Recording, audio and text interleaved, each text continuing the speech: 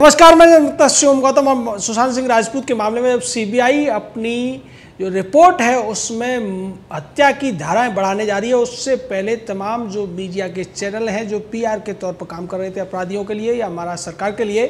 वो अपनी एक और नई चाल लेकर सामने आ गए हैं। इंडिया टुडे ग्रुप और एनडीटीवी के अलावा हिंदुस्तान जैसे अखबार भी इस मामले में कूद पड़े हैं और इनका ये कहना है कि एम्स के डॉक्टरों के जिस ग्रुप ने फॉरेंसिक रिपोर्ट की जांच की थी और पोस्टमार्टम रिपोर्ट को वेरीफाई किया था, उसका ये कहना है कि सुशांत सिंह राजपूत की हत्या नहीं हुई थी बल्कि उन्होंने आत्महत्या की थी। यानी कि ये लोग अब सीबीआई पर ये दबाव डालना चाहते हैं कि सीबीआई इस बात को माने, और इसमें हवाला दिया गया है उस डॉक्टर्स के पैनल का जो हेड थे सुधीर गुप्ता का। इसको लेकर डॉक्टर सुब्रमण्यम स्वामी ने एक सवाल पूछा है कि क्या ये जो रिपोर्ट बताई जा रही है किसके हवाले से है, क्या एम्स ने आधिकारिक रूप से इस रिपोर्ट को बाहर लीक किया है या फिर सीबीआई ने ये बताया है, जबकि न तो सीबीआई ने अभी रिपोर्ट में क्या है इसको लेकर कोई चर्चा की है, न एम्स की तरफ से कोई आधिकारिक तौर पर चर्चा की गई है। तो फिर ये सूत्रों के हवाले से या डॉक्टर सुधीर गुप्ता के हवाले का नाम लेकर आज तक चैनल और एनडीटीवी जैसे जो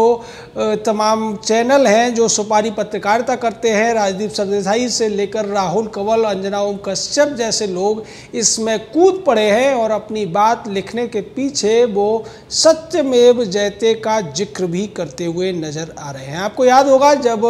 रिया चक्रवर्ती का इंटरव्यू आज तक चैनल ने दिखाया था, राजदीप उसका स्पेशल इंटरव्यू करने के लिए मुंबई गया था, जिसमें दोनों ही लोग बेहुदा किस्म की दोयम दर्जे की एक्टिंग करते हुए नजर आ रहे थे। दोनों हंस रहे थे और हंस हंस के सवाल पूछ रहे थे, जबकि ये सारे सवाल एक व्यक्ति की आकस्मिक मौत को लेकर थे। तो इन लोगों की सीरियसनेस कितनी थी, क्या था, ये तो उस वीडियो को देखकर समझ में आ गया था। लेकिन उस वीडियो में तमाम झूठे दावे किए गए थे और दिखाने की कोशिश की गई थी कि सुशांत सिंह राजपूत की मौत से जुड़ा हुआ सबसे बड़ा सच इस इंटरव्यू में बाहर आ रहा है। लेकिन हकीकत ये थी कि उसमें सबसे बड़ी आरोपी रिया चक्रवर्ती को निर्दोष साबित करने की नाकाम कोशिश की गई थी आज तक चैनल के द्वारा, जो कि 24 घंटे भी नहीं चल पाई थी।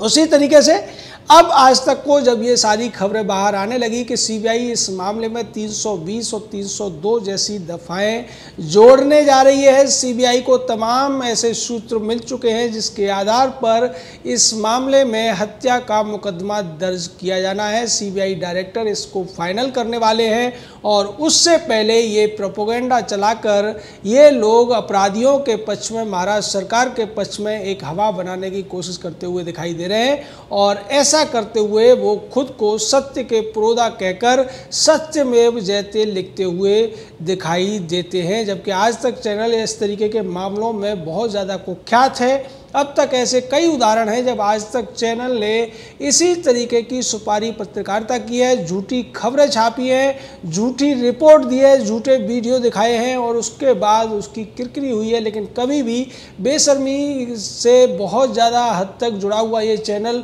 माफ़ी नहीं मांगता है, अपने झूठ के लिए कभी इसने माफ़ी नहीं मांगी है। वही हाल एनडीटीवी का है, वही एबीपी जैसे तमाम चैनल हैं, ये सब के सब बिके हुए चैनल जिन्हें कहा जाता है जनता की भाषा में, वो आज ये दिखाना चाहते हैं कि सीबीआई जो कुछ करने जा रही है वो सिर्फ और सिर्फ राजनीति है। और ऐसा राहुल कंवल और राजदीप सरदेसाई ने कहा भी है कि जो कुछ सीबीआई की तरफ से बातें उड़ाई जा रही हैं वो बिहार चुनाव को ध्यान में रखकर की जा रही हैं, यानी कि सुशांत सिंह राजपूत की मौत के सच से उन बातों का कोई लेना देना नहीं। अब सीबीआई का ये फर्ज बनता है कि आज तक चैनल और एनडीटीवी चैनल के जो तमाम बड़े तथाकथित पत्रकार हैं, जो वास्तव में प्रपंचकार हैं, उनको सीधे तौर पर गिरफ्तार किया जाए, क्योंकि आज तक चैनल ने पहले भी सीबीआई के हवाले से तमाम झूठ बोले थे। एक बड़ा झूठ ये बोला था कि सीबीआई के 3 बड़े अधिकारियों ने आज तक चैनल को बताया है कि ये जो मामला है ये हत्या का मामला नहीं है,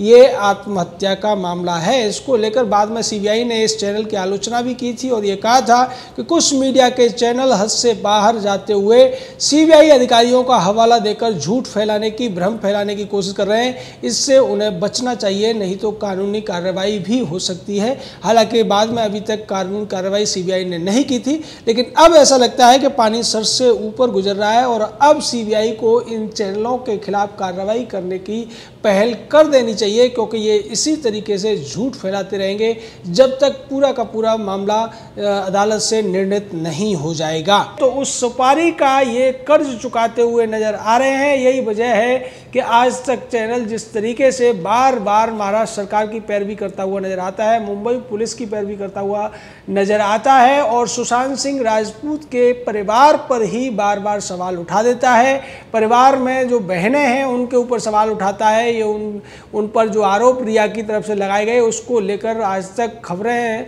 प्रसारित करने में बहुत ज़्यादा आगे रहता है। जैसा कि रिया ने एक एफआईआर कराने का नाटक लिया था, एक शिकायत दी थी मुंबई के एक थाने में, तब भी आज तक चैनल ने इन बातों को बहुत ज़्यादा सुर्खियों से दिखाया था। लेकिन आज तक चैनल ये नहीं दिखाता है कि अब तक एनसीबी ने बड़े बड़े जो फिल्म एक्टर्स हैं या प्रोड्यूसर्स हैं उनके खिलाफ जिस तरीके की कार्रवाई की है और उस कार्रवाई की वजह क्या है।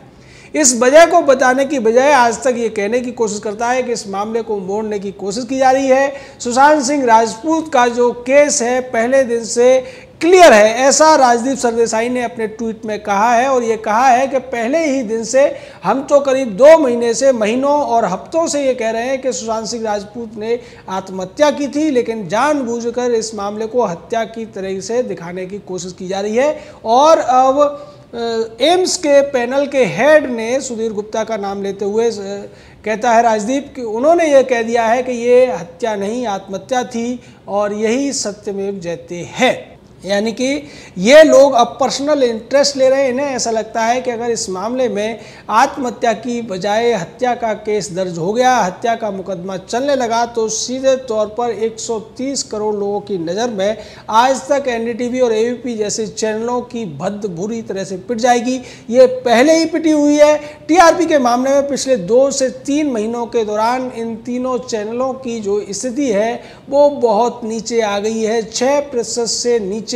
टीआरपी है इन चैनलों की और एबीपी तो 1% के आसपास है। उसी तरीके से एनडीटीवी है, उसी तरीके से आज तक है। तो ये जो इनके जो व्यूअरशिप में गिरावट हुई है, लोगों का इनके ऊपर जो विश्वास गिरा है, उसको बचाने के लिए अभी भी ये अच्छी तरीके से और सच्ची पत्रकारिता करने की बजाय उन्हीं प्रपंचों को अपनाते हुए नजर आ रहे हैं जिनकी वजह से इनकी इज्जत गिरी है, जिसकी वजह से इनकी टीआरपी गिरी है। लेकिन इन लोगों को ऐसा लगता है कि अगर ये झूठे और प्रपंच वाले झूठ दिखाएंगे या समाचार दिखाएंगे तो शायद लोग इनकी तरफ वापस आएंगे और इन पर विश्वास करने लगेंगे। लेकिन विश्वास तो लोग सच पर ही करेंगे और सीबीआई सच की तरफ जाती हुई लोगों को दिखाई दे रही है। सीबीआई की तरफ से स्पष्ट किया जा चुका है कि इस मामले में हत्या का जो एंगल है उससे इनकार नहीं किया जा सकता और अगर सीबीआई ने ऐसा कहा है तो उसके पीछे उसको कुछ सबूत मिले होंगे, कुछ ऐसे तत्व मिले होंगे जिसके आधार पर सीबीआई इस निष्कर्ष पर पहुंची है।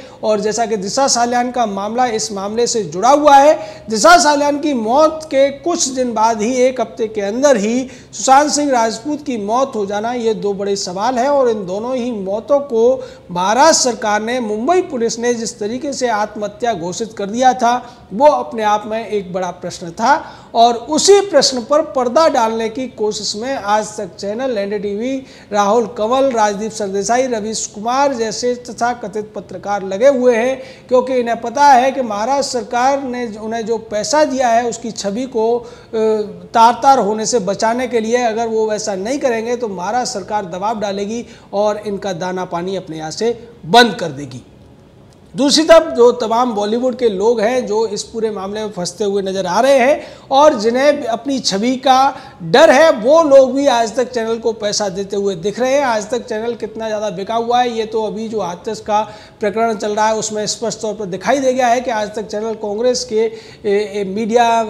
एडवाइज़र के तौर पर काम कर रहा है और जो कांग्रेस चाहती है उस तरीके के बयान दिलाने की कोशिश कर रहा है। वही कुछ आज तक चैनल ने मुंबई के इस केस में किया था। जिस तरीके से आज तक चैनल ने कभी भी रोहन राय का सवाल नहीं उठाया। रोहन राय जो कि दिशा साल्यान का बॉयफ्रेंड था, उसका लिव इन पार्टनर था, लेकिन वो पूरे मामले से अब तक गायब है और उसको लेकर कभी भी आज तक चैनल उद्धव ठाकरे से या फिर महाराष्ट्र के गृह मंत्री अनिल देशमुख से सवाल नहीं पूछता है। उसी तरीके से जैसे कि सुशांत सिंह राजपूत के मामले में सामने आया है कि जब सारे चीज़ें खुल चुकी है, जब तमाम ड्रग एंगल का पूरा कच्चा चिट्ठा खुल चुका है, आज तक चैनल की हिम्मत नहीं है कि उद्धव ठाकरे से, अनिल देशमुख या संजय राउत से ये जाकर पूछे कि मुंबई पुलिस इतने दिन से जांच कर रही थी, उसने एफआईआर तक नहीं की और मुंबई पुलिस ने इस पूरे मामले में ड्रग एंगल को क्यों नजरअंदाज किया था, इसकी क्या वजह थी। आज तक ऐसा नहीं कर सकता है क्योंकि आज तक सुपारी पत्रकारिता करता है और सुपारी पत्रकारिता करने वाले बिके हुए लोग कभी भी सच से जुड़े हुए सवाल नहीं पूछ सकते। वो उन्हीं सवालों को पूछेंगे जिनसे उनके क्लाइंट को फायदा होता हो, या वो उन्हीं खबरों को दिखाने की कोशिश करेंगे या उन खबरों को बनाने की कोशिश करेंगे। आज तक और एनडीटीवी जैसे चैनल खबरें दिखाते नहीं बल्कि खबरें बनाते हैं और ये झूठी खबरें देश के लिए कितनी नुकसानदेह हैं ये हमने पिछले काफ़ी सालों में बहुत देखा है कि जब राजदीप सरदेसाई ने गुजरात दंगों को लेकर झूठ बोला था और बाद में अदालत में जाकर इसने माफ़ी मांगी थी, उसी तरीके से आज तक चैनल ने रिया को लेकर झूठ बोला, रिया को निर्दोष बताने की कोशिश की, रिया को ड्रग्स का सेवन न करने वाले बताने की कोशिश की और रिया के माध्यम से सुशांत सिंह राजपूत के पूरे परिवार पर आरोप लगाए गए और साथ में सुशांत सिंह राजपूत का भी चरित्र हनन आज तक चैनल ने अपने पत्रकार और रिया के माध्यम से किया। ये इतना बड़ा एक प्रश्न चिन्ह है जो आज तक की गिरती हुई टीआरपी का एक बड़ा कारण है, जिसको समझने की बजाय आज तक चैनल अपनी इस बिकी हुई पीत पत्रकारिता से बाज नहीं आ रहा है और झूठ पर झूठ बोल रहा है। लेकिन आज सीबीआई इस पूरे मामले में जो कुछ करने जा रही है उससे आज तक के जो चैनल हेड है अरुण पुरी या फिर उसके जो तथाकथित बड़े पत्रकार हैं उन सभी के मुंह पर काले फुतने वाली है। जय हिंद, जय भारत।